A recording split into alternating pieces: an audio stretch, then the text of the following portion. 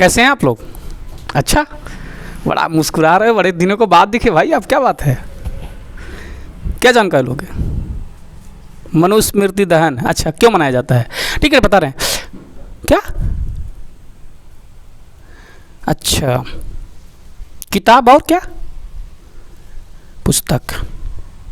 तो क्या जानना चाहते? अच्छा, इस डिफिनेशन अंतर। अच्छा, कौन पूछा था जी इसको? तुम्हारा तो क्वेश्चन नहीं हो सकता है, किसी से आइडिया लेकर आए हो, है ना? जानना चाहते हो? अच्छा, एबिलिटी। अच्छा चलो ठीक है। तो बच्चे थे, थोड़ा पूछ रहे थे कि मतलब सर एक क्वेश्चन लाया है जटिल, सर किताब क्या होता है, किताब किसे कहते हैं और पुस्तक किसे कहते हैं? चलो ले लो जानकारी।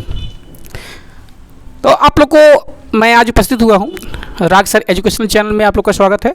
और मैं आप लोग को मनुस्मृति दहन दिवस के बारे में आज कुछ नॉलेज देना चाहता था। पहले बता दें? अच्छा सुनो, चलो ठीक है। देखिए पहले इन लोग का क्वेश्चन को सॉल्व किया जाए, बाकी शोर मत करो, आप आराम से बैठिए, ठीक है? देखो आप ज़्यादा बोलेंगे तो अभी आवाज़ तो नहीं आता है, ठीक है? नहीं तो आप लोग जब इस तरह से बोलते हैं ना तो ऐसा लगता है कि पूरा आवाज़ इसी में आ जाएगा, लेकिन बहुत बढ़िया है कि नहीं आता है तो अच्छी बात है, मत बोला करिए, नहीं तो दिक्कत होता है मेरे लिए। चलिए ठीक है, पुस्तक और किताब, ठीक है ना? किताब क्या है? किताब एक शब्द को मतलब जैसे एक नाम लेते हैं ना, आपके दिमाग में राउंडिंग्स करने लगता है ज्ञान। किताब का नाम ही है ज्ञान, ठीक है ना? और ज्ञान it is a very great, बहुत महान होता है। और किताब क्या होता है? ज्ञान के लेने का साधन है। अब जब हम अलग अलग शब्दों को तोड़ने का काम करते हैं, बस उसको तो अलग करते हैं, डिवाइड करते हैं, तो किताब का एक समावेशित वर्ड है, किसी को मिला करके बनाया गया है। अब कैसे होता है? कर्म, ठीक है ना? या काम भी लगा सकते हो आप, अपने हिसाब से लगा सकते हो, काम करने का, ठीक है ना? कैसे होता है? कर्म। कर्म करने की तरकीब को बाखूबी नॉलेज देने की प्रक्रिया को किताब शब्द के साथ बांधा गया है, उसके किताब। अब इसको रिप्रेजेंट में, जिससे मैं आप लोग को एग्जांपल दे रहा हूँ, जैसे कि मान लीजिए कोई रास्ता बना है, अगर आप उस पर चलना चाहते हो तो आप उसको चलोगे तो जल्दी जल्दी आप मंजिल पहुँचोगे, ठीक है ना? और एक क्या होता है कि एक बिना रास्ता है और रास्ता बना ही नहीं है, आप बोला जा रहा है कि आप उस पर रास्ता बनाओ उसके बाद चलो, ठीक है ना? तो जब आप अभी ये तो आप उम्र है कम, तो जब आप ज़्यादा समय तक आप रास्ता बनाने में लगा देंगे तो फिर उस पर चलेंगे कब? तब तक आपकी एज भी डिसबैलेंसिंग होने लगेगी। ठीक उसी की तरह इसी को किताब बनाया गया, इसलिए किताब दिस इज एक रास्ता, मतलब जिसे रास्ता बोलते हैं, पथ, ठीक है ना? तो उसी पर हमको चलना होता है। किताब का है जैसे किताब एक रास्ता होता है, उसी पर हमको चलना पड़ता है। जैसे कैसे होता है? कर्म को, है ना, किताब, कर्म को बेहतर तरीके से बनाने की तरकीब को किताब कहा गया है। और मैंने आपको वही एग्जांपल दे रहा था कि उस किताब अगर रास्ता बनाकर चलेंगे, रास्ता बनाने में आपको समय लग जाएगा, लेकिन वो बना बनाया रास्ता होता है, आप किताब पढ़ते जाओ तो आपको किताब पढ़ने आ जाता है और आप उसको साइंटिफिक माइंड में सेट होते जाता है, तो आपको एक तरीका भी पता हो जाता है कि किताब को ऐसे ही पढ़ा जाता है, ठीक है ना? तो मतलब किताब एक रास्ता है जिसपे आप चल करके अपनी मतलब नॉलेज को बढ़ा सकते हो। और इसका कोई और डीपली नॉलेज ऐसा कुछ नहीं है कि मतलब क्या होता है। पुस्तक क्या? पुस्तक, ठीक है। पुस्तक क्या होता है? पहले शब्द से होता है पुस्तक, पुरुष, है ना? जिस किताब के पढ़ने के बाद पुरुषार्थ, है ना, पुरुषार्थ आपके अंदर आती हो, है ना? जैसे मतलब पुरुषार्थ मतलब होता है कि जैसे पुरुषोत्तम बोला गया है। पुरुषोत्तम मतलब होता है उस पुस्तक के पढ़ने के बाद, यानी आप उसका व्यक्तिगत ज्ञान रखते हैं और ज्ञान रख के पुरुषार्थ प्राप्त कर ली, मतलब पुरुषोत्तम, मतलब पुरुषों में उत्तम प्राणी के रूप में आपको समझाया जाता है कि आप समझ जाते हैं कि आप बहुत ही शब्द जानकार हैं और जो भी वर्ड बोलते हैं मर्यादित वर्ड बोलते हैं और आपके ऊपर कोई किसी तरह से दबाव नहीं होता है, क्योंकि पुस्तक का ज्ञान ही ऐसा होता है। तो अब किताब और पुस्तक में बहुत ज़्यादा डिफरेंस नहीं है, ओनली फॉर एक शब्द का यूनिक है, लेकिन इसको अगर अलग अलग किया जाए तो बहुत ज़्यादा डीपली हो जाएंगे। तो पुस्तक होता है पुरुष के लिए, है ना? स से होता है साक्ष्य, तैसे होता है तरीका, कैसे होता है लिखा गया। जो साक्ष्य के द्वारा पूर्व काल में लिखे गए दस्तावेज को पुस्तक कहा जाता है। वो रामायण भी हो सकते हैं, महाभारत भी हो सकते हैं, ग्रंथ भी हो सकते हैं, this is Ram constitution of India यानी भारत का संविधान भी हो सकता है नहीं 100% है भी, और वेद भी हो सकते हैं। तो एक कम्युनिटी की क्लियरिटी होती है, जो कम्युनिटी बताया जाता है, जो कम्युनिटी को क्रिएट किया जाता है। और इतिहास भी हो सकता है, इतिहास का नाम है पुस्तक। जिस किताब को, जिस इतिहास को पढ़ते हैं उसका नाम है पुस्तक। पुस्तक में होता है जो पूर्व काल के दस्तावेज को ढंग से प्रस्तुत करते हों, लिखते हों, उसी को पुस्तक का डिफिनेशन कहा गया। बाकी ठीक है, मैं आप लोग को एक ज्ञान दे रहा था, अब बाकी क्लियर हो गया जी? क्लियर, अच्छा ठीक है। अब तो कोई क्वेश्चन कल पूछोगे चलो ठीक है, चलो देखो। अच्छा इधर पे ध्यान दो। अब देखिए, मैं आप लोग के बीच में उपस्थित हुआ था मनुस्मृति को दहन, ठीक है ना, मनुस्मृति दहन दिवस। मनुस्मृति दहन दिवस एक परंपरा है।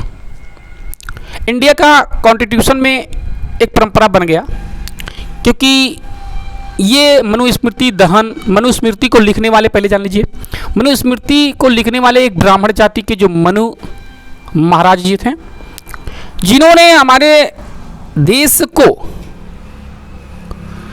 सीमित करने का काम कर दिया। सीमित करने का मतलब जो होता है, जैसे आप कोई चीज़ होता है, सामान होता है, वस्तु होता है, आप एक छोटे से स्थान पे, यानी कम हो जाएगा तो उसको छोटे स्थान पर रख सकते हैं, लेकिन वो बहुत ज़्यादा रहेगा तो आप बहुत ज़्यादा एरिया में आप बहुत बड़ा चीज़ को रखना पड़ेगा।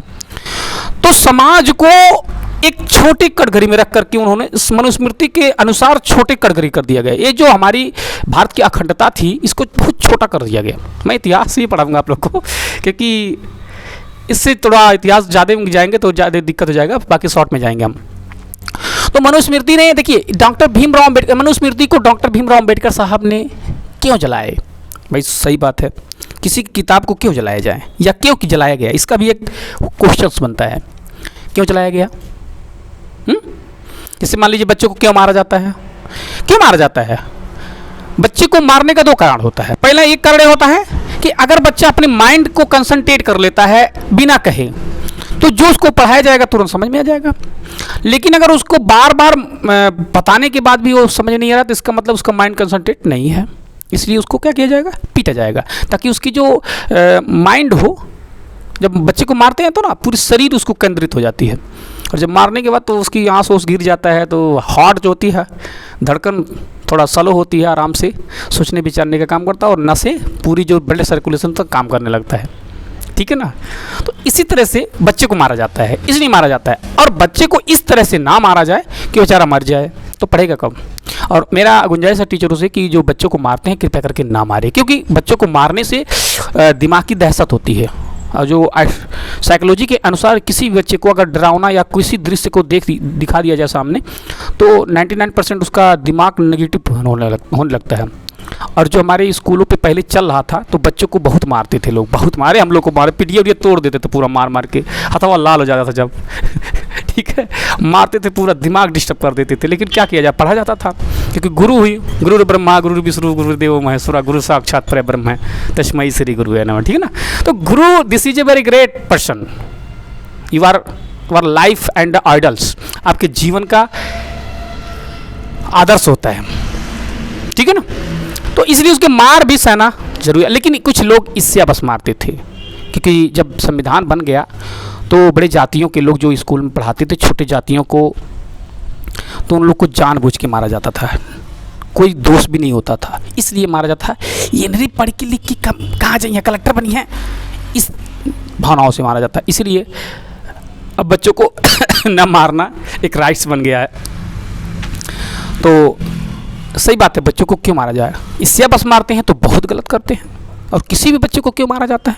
अगर आप समझाइए उसको 5 मरते हुए 4 मरते हुए, नहीं समझ में आता तो भाई मारिए। लेकिन ऐसा क्या बात है कोई बच्चे को समझाने के बाद 2 मरते हुए 3 मरते हुए मारा जाए? आप समझाइए, पहले गाइड्स करिए, दिस इज गाइड्स, खाली गाइड्स, नो फॉर डंडा उपयोगी ना करिए, ठीक है ना। तुम्हारे स्कूल में मारा जाता है? अच्छा, काहे मारते हैं? बहुत मारता है, कहाँ है? अरे गधई कहीं, तो मैं पहले बता रहा हूँ, इससे बस लोग मारते थे कभी कभी। हाँ चलो ठीक है, तो बाकी इधर चले जाएंगे। तो मनुस्मृति को बाबा साहब ने इसलिए जलाया क्योंकि देखिए पहले यहाँ पर लिखा गया कारण क्या था। मनुस्मृति को डॉक्टर भीमराव अंबेडकर साहब क्यों जलाए, क्या कारण है था, आइए जाने 1927 का इतिहास क्या था। नंबर 1 कारण, बहुत कारण है, निम्नलिखित कारण है, लेकिन मैंने कुछ 5 ही कारण को मैं आप लोग को डिफाइन कर पाऊंगा। मनुस्मृति वर्ण व्यवस्था का समर्थक था। मनुस्मृति कहता था कि ब्राह्मण, क्षत्रिय, वैश्य, शूद्र ये ही रहेंगे और ऐसा ही समाज रहेगा। जो चमड़ा काटता था वो चमकार हो गया, जो बर्तन बनाता था वो कहार हो गया, जो डोली ढोता था वो कुहार हो गया, ठीक है ना, जो धोबी कपड़ा धोता तो धोबी हो गया, जो गाय चराता था यादव हो गया, है ना, जो भेड़ चराता था पाल हो गया। ये मनुस्मृति में लिखा गया था। दिस इज ए पेशा, ये पेशा था और इस पेशे को वर्ण व्यवस्था से थोप दिया गया जिसमें मनुस्मृति में लिखा गया था। पहला कारण। और क्या कह रहा है, जिसके कारण सामाजिक असमानता बढ़ा और लोगों का शोषण भी बढ़ा। सही बात है। अब मान लो कोई यादव बेचारा भैंसिया नहीं पालने भर की पैसा हो उसके यहाँ, तो वो पढ़ना चाहता है, तो अगर वर्ण व्यवस्था के हिसाब से देखा जाए तो भाई वो पढ़ाई नहीं कर सकता है क्योंकि उसको भैंस ही पालने का विधान मिला है। तो भाई करो। कोई चमार का लड़का है, अब वो कलेक्टर IAS तो नहीं बन सकता है। अगर मनुस्मृति के सिद्धांत को देखा गया होता तो हमारे भारत में संविधान में लिखने का कोई तो हो रही होता। बाबा साहब तो जाति के महार जाति के थे, अब वो तो नीच जाति के, तो उनको संविधान लिखने का अधिकार नहीं होता अगर उसके अकॉर्डिंग किया जाए। इसलिए बाबा साहब ने पहले उसको जलाया। अगर नहीं जलाया तो पहले उनको भी लागू हो जाता, तो उनको जला दिया गया। तो अब यहाँ पर देख लीजिए, मनुस्मृति महिलाओं के अधिकारों पर प्रतिबंध लगाया था और महिलाओं के प्रति नकारात्मक दृष्टिकोण भी रखता था। महिलाओं को इतनी गर्द निगाह से देखा जाता था। ओनली फॉर वो बिस्तर की वस्तु बताई जाती थी। बिस्तर की वस्तु बताई गई हैं महिलाएं। आज हमारी महिलाएं अगर संविधान मिल गया तो आज राइडर चला रही हैं, आज पायलट बन रही हैं। आज महिलाओं को अधिकारों से वंचित करने वाले वेद को बाबा साहब ने चलाया और बाबा साहब ने बहुत बड़ी महान काम किए। मेरे दोस्तों, जब आप लोग ना होली में हुड़दंग मचाते हैं क्या कह रहे हो, मजा आया था? अच्छा, होली के दिन जो हुड़दंग मचाते हैं ना, आप लोग को हुड़दंग मचाना है तो इस दिन मचाओ, क्योंकि खुशी होना था आप लोग को। क्योंकि होली किस चीज़ का जलाया जाता है? जो हमारे समाज को छितराने का काम करता था, बेकार करने का काम करता था। आज हम लोग का होली है, 25 दिसंबर को हमारा होली है, उसकी राख को उड़ाओ।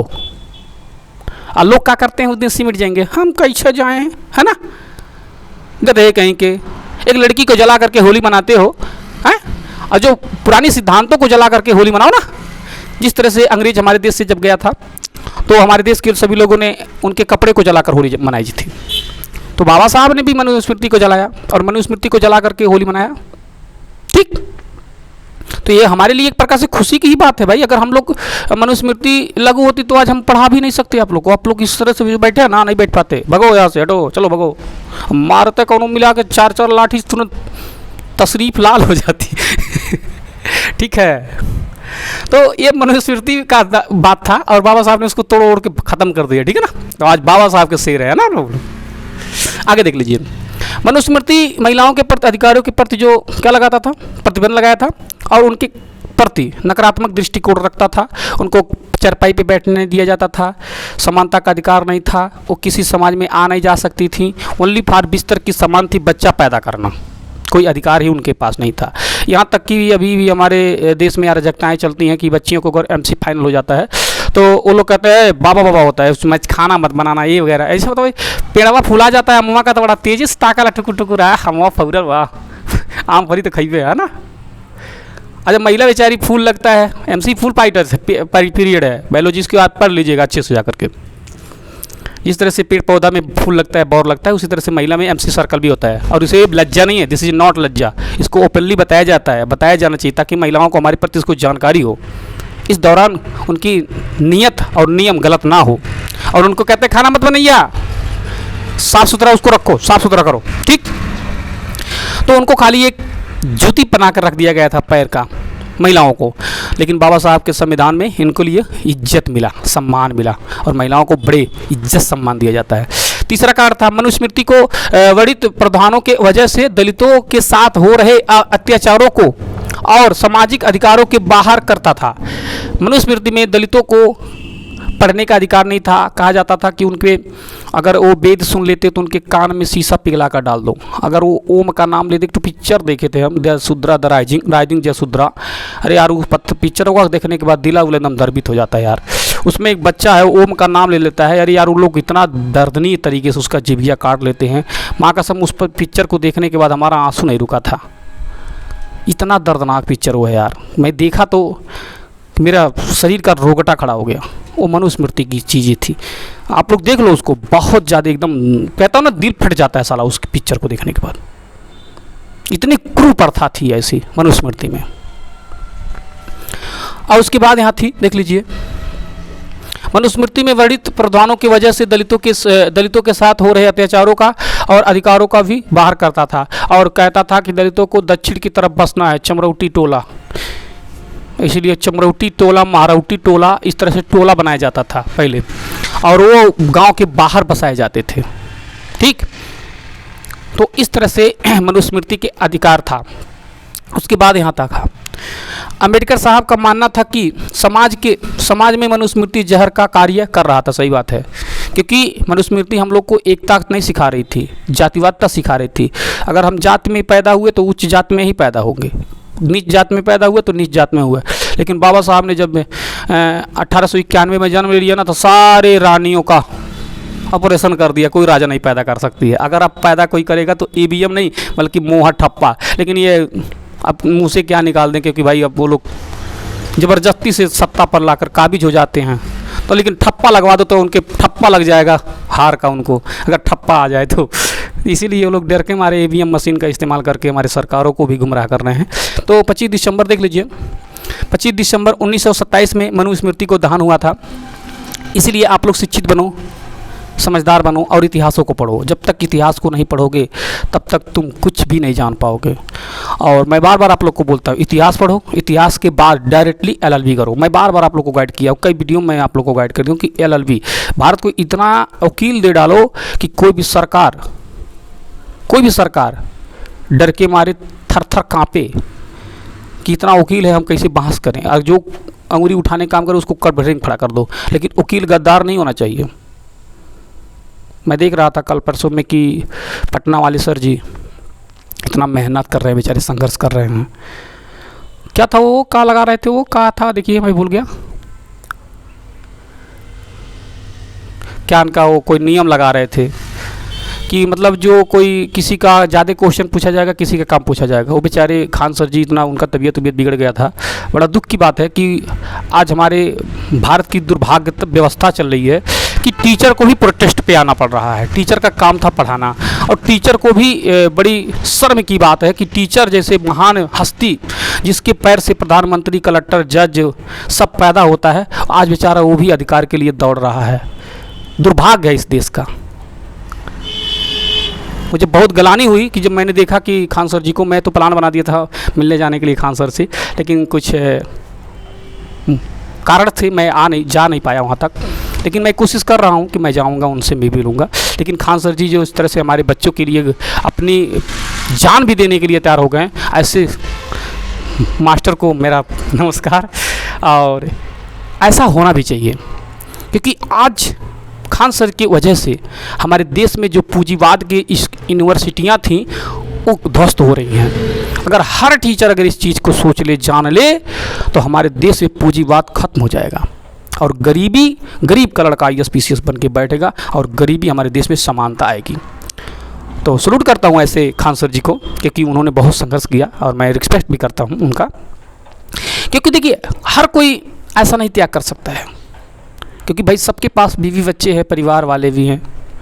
तो इस तरह संघर्ष करने में भी थोड़ी सी परेशानियाँ होती है, क्योंकि आज जानी अराजकता, जो सही बोलेगा उसी को जेल में डाल दो, ये गलत हो जाती है। तो ठीक है, बाकी आप लोग तो इसको समझ गए होंगे। बाकी जो क्या पूछना है वो, हाँ बहुत बढ़िया पढ़ाते हैं। अच्छा हाँ बढ़िया पढ़ाते हैं, सही बात है। मैंने भी उनकी चैनल को देख लिया था एक बार, बहुत अच्छा। क्या करें, टाइम नहीं मिलता है जी हम लोग को पढ़ने में। साला पढ़ कर किताब पढ़े कि देखे चैनल को। ठीक है, बाकी मिलेंगे नेक्स्ट टाइम। क्या अच्छा ठीक है।